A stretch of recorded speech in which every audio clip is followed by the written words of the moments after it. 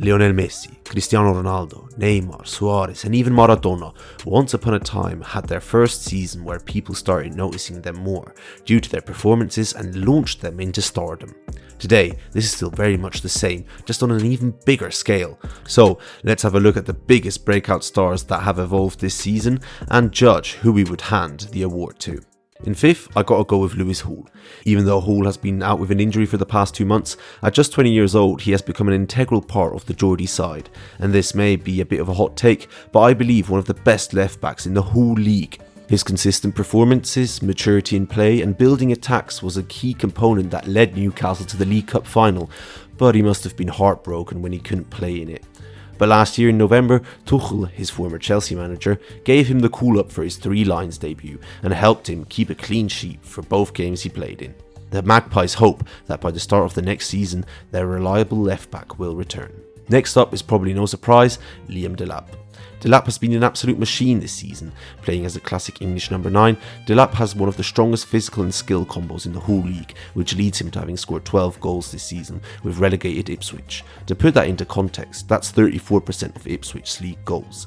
The 22-year-old Englishman also doesn't need many chances as a clinical finisher that can use both feet to score. Delap will definitely be looking to stay in the Premier League next season by proving he's not just a one-hit wonder. Chelsea are favourites in the race for him, but United are in talks with him as well to replace Højlund. Now back to defenders, Dean Huijsen. After having played for the special one and even being proclaimed to be a great footballer one day by the man himself, Mourinho was spot on. Huijsen has proven his capabilities this season in full force. His confidence at just 19 years old is striking and isn't scared of facing a tackle head on. I mean, I wouldn't be either if I was 6'6" as well, Jesus.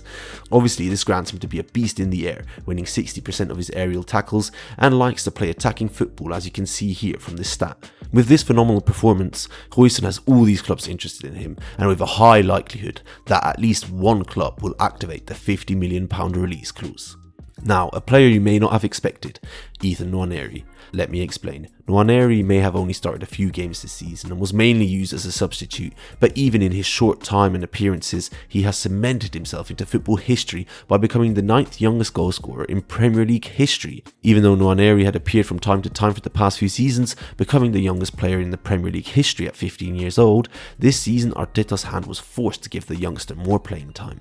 Having scored twice in the Champions League and 4 times in the league, Nwaneri with his pace and skill is proving himself with time and would be a good replacement for Saka or giving him a run for his starting position.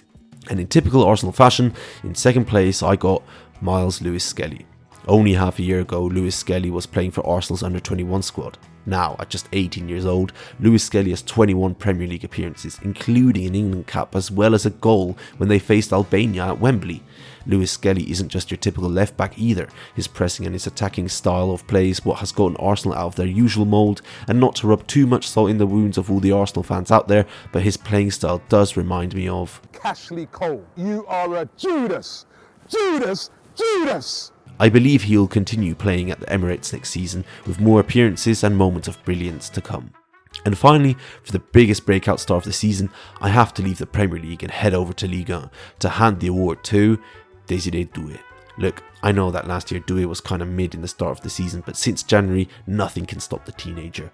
Doué can play as a left or right winger, or even as a fake number 9, and when he caught the international eye when playing in the Champions League, he would pull off ridiculous moves that would spin even the people watching. And it's not just his own mission that he completes. Doué is a team player, having created the most open play chances in Europe and having accumulated 22 goal involvements this season. And honestly, with PSG in the Champions League final, it feels like Mbappe joining Real Madrid has been a blessing, as PSG now fully plays as a team and don't just focus on their one-star man.